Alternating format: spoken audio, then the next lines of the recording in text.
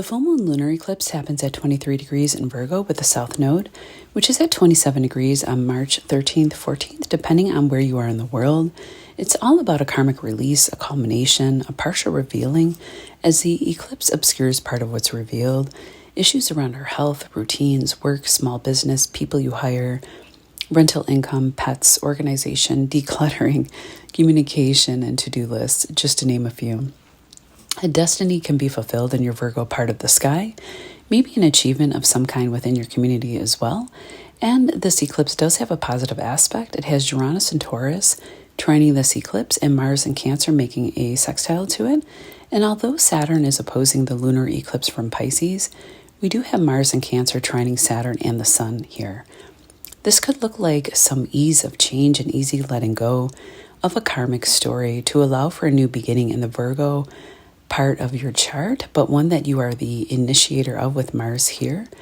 It can be an emotional new beginning as well, as emotions are always involved because it is a lunar eclipse. The moon rules Cancer and we have Mars in Cancer, but in good flow to this full moon, there can be a deep feeling or sense of growth and change as well, as we also have Pluto sextiling the North Node in Pisces and trining the South Node at this eclipse. You can feel eerily in sync with life's destiny in the Pisces part of your sky at this time. Hello, Aquarius, and welcome to March. For you, this is happening in your 8th house of transformation, sex, death, and rebirth, taxes, loans, inheritance, secrets and taboo things, mysteries, the occult, tarot, money we share with others but don't earn, like returns on investments, tax rebates. If you're a partner, you could be healing wounds and seeing the completion of a time of therapy, and the results could be showing themselves now.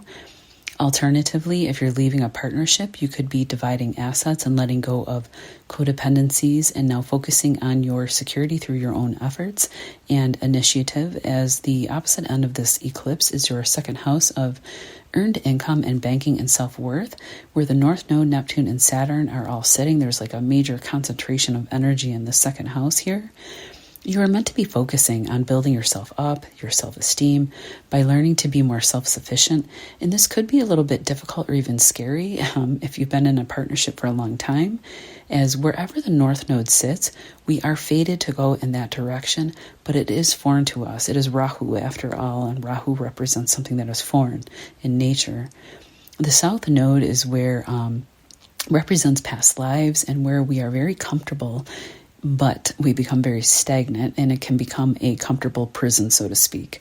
So even if you're not leaving a partnership, you could just be less focused on intimate sharing and shared assets, and you're more focused instead on building your own wealth through your own efforts. And this focus on you and your 2nd house will continue, because once the North Node leaves your 2nd house in another year and a half, it will then move into your 1st house, a physical body and self and everything about you and the way you present out in the world, bringing significant changes to the other angles in your life, which is the 7th house of partnership and significant other, 4th house of home and family, and your 10th house of career and high visibility. So you could be building a business, or you had been working on a communication project or book or marketing campaign because you had the North Node in Aries in your 3rd, and now it's moved over to your 2nd with Saturn the builder sitting here. And this would explain such a focus on these areas and not so much on a partnership. No matter there is some release here in the 8th house, especially if you were dealing with a toxic business partner or a toxic love partner. You could be releasing debts as well, reconfiguring your taxes to save money if you're not releasing a partnership. Pluto in your 1st house is making a trine to the South Node in your 8th house, and also Pluto in the 1st is sextiling Saturn, the Sun, and Neptune. And this could look like a smooth transition or letting go around a partner, maybe changing their behaviors. Maybe they had controlling behaviors, or you're gaining more power in a controlling relationship if there were issues around imbalance. And I say this because whenever Pluto is hitting an important angle like the 1st or 7th house, there is no doubt a story about transformation and rebirth and power struggles. If you're not letting go of a partner, it could be a healing around power dynamics and sharing resources. And I forgot to mention that Pluto, no matter what depths you get dragged under and what changes you go through, you will become the butterfly emerging from that chrysalis, and one with enormous power, especially with Pluto transiting the first house. Okay, moving on. You could also be stepping into a leadership role, one in which you may use your knowledge from your own personal story and difficulties to help others somehow. Maybe it's a story you have not been ready to share until now. Maybe through a communication project, as the depositor of the South Node lunar eclipse is Mercury, and Mercury rules your 8th house, but also your 5th of romance and creativity, children, luck, and self-expression. You could also be releasing a creative project in general into the world with Mercury and Venus conjunct in your 3rd house of writing, communication, social media, messages, local travel, childhood friends, and Pluto making a sextile to Venus and Mercury from the 1st. You could also be in negotiation or contracts for one of these projects, possibly something that you are turning into work or turning a hobby into work, as the 3rd house also represents things that we can make with our hands, not just writing, but the 3rd house is also a skill-building house, which helps us make money. Maybe you are also under negotiation for land or property in moving neighborhoods with your 3rd contract house lit up at this time, and Uranus and Taurus in that 4th house, making a sextile to Pisces planets in your 2nd, and the 2nd also covers like land and property and immediate family. So another story could be you could be starting a business with family members or investing in farmland or cattle, for example.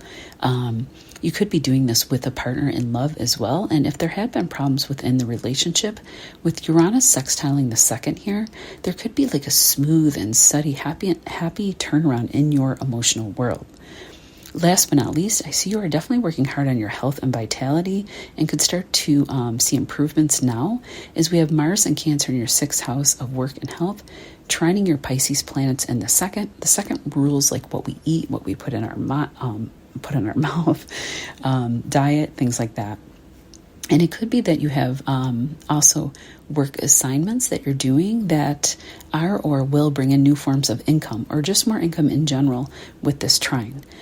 You could be planning on working from home too, as Mars in your 6th house will move into a trine with Uranus in your 4th, or maybe even move for work or come up with a new diet or workout routine that leaves a better impact on your environment and how you feel in the day-to-day and affects everything else around you.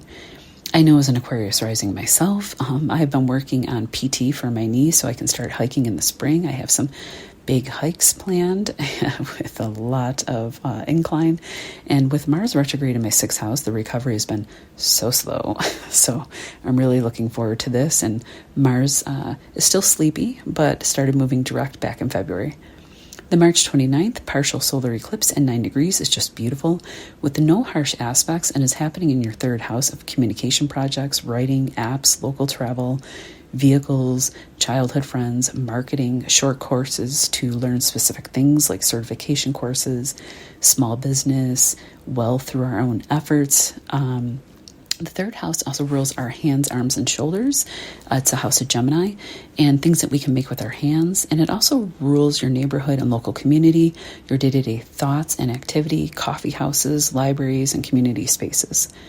The focus will remain here over the next 6 months as the energy for this eclipse unfolds and is giving you a second chance if you didn't accomplish some 3rd house goal since the eclipses in the nodes first started making their way through this house in July 2023. We also have Venus and Mercury spending a significant amount of time here in your 2nd house due to the retrogrades, again bringing a lot of focus to the banking/self-esteem area and independent house, and the writing, communication, and business house. This affects Aquarius Sun, Moon, and Rising most, from 4 to 5 degrees to 14 degrees. This makes me happy. I fall in that realm. In this sextiles our sun, moon, or ascendant. I definitely see you being able to make more money from communication, podcasting, YouTube, writing projects, book writing, blogging, because the ruler of your 9th house, Venus, is sitting in the 3rd at the time of this eclipse. So it brings all that energy of like the ninth house over to the third. Your thoughts could be happier in your day-to-day life, more at ease, more at peace. You could be enjoying local trips to the coffee shop. You could find love during all these travels, or hiking, traveling to places near where you live. Yay, I plan on doing a lot of hiking this spring and summer, God willing. Road trips, or just enjoying something that you're writing and being in the flow with that. And I have writing projects too, guys. So I'm just using some of the things that I'm working on to share with you, because I am also an Aquarius rising. And it can be something that you make money from, because we also have Pluto at the time of this eclipse in our first house, making a sextile to Venus at 28 degrees in your second house, but at the edge in the beginning of your third. So it could be you falling in love with someone that lives near you, or that you meet at a community event, a sporting event, through the internet, a film, movies, through a creative project or a music venue, because of the Piscean influence here. But it's also near enough Aries to indicate that you could meet somebody at like a noisy place. Aries is ruled by Mars. There's a lot of activity and noise.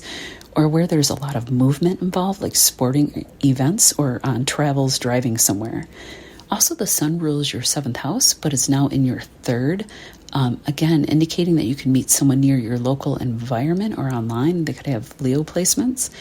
They could also be someone involved in media, communications, and writing. And it would be a very powerful, transformative relationship, that is magnetic and intense, because after all, we are talking Pluto, and Pluto is you now, giving you the magnetic presence with this aspect, and a very sexy one as well, since Pluto rules Scorpio, but is now on your ascendant.